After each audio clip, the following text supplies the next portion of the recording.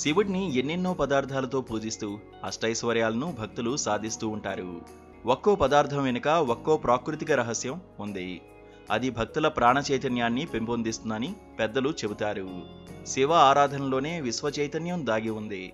ఇదంతా ఒక ఎత్తైతే వివిధ పూజల్లో చేయాల్సిన నివేదనలు, విధానాలు, వాటి ఫలితాలు చూద్దాం.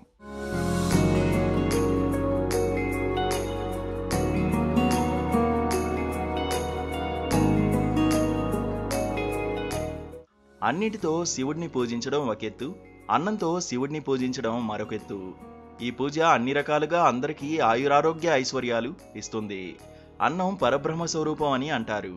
తెల్లని అన్నంతో చేసే పూజలతో అనేక లాభాలు పొందుతారని ఆధ్యాత్మిక పండితులు చెబుతున్నారు. అన్ని దానాలలో కల్లా అన్నదానం గొప్పది. మరి అలాంటి అన్నంతో భగవంతుణ్ణి ఎలా పూజించాలో ఇక్కడ తెలుసుకుందాం.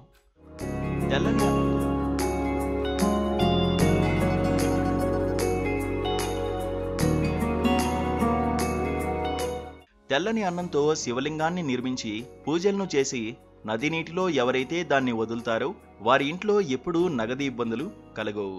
త్వరలోనే ఆర్థిక సమస్యలు తీరిపోతాయి. తెల్లని అన్నానికి తేనెను కలిపి దాన్ని నైవేద్యంగా పెట్టిన వారికి అన్ని రకాల చర్మ వ్యాధులు తొలగిపోతాయి. తెల్లని అన్నానికి తేనెను, పంచదారను, కొబ్బరిని కలిపి ఆ అన్నాన్ని కులదేవతకు నైవేద్యంగా ఉంచి అన్నదానాన్ని ఎవరైతే చేస్తారో వారికి అన్ని రకాల రోగాలు నయమవుతాయి. తెల్ల అన్నం, శనగపప్పు వేసి పాయసం చేసి మీ ఇంటి దేవునికి నైవేద్యం పెట్టి పాయసాన్ని దానం చేస్తే మీ ఇంట్లో అందరూ ప్రేమ, అభిమానాలను కలిగి ఉంటారు. చాలా వరకు శాంతి లభిస్తుంది. మనసులో ఉండే భయం, భీతి, బెదురులన్నీ తొలగిపోతాయి.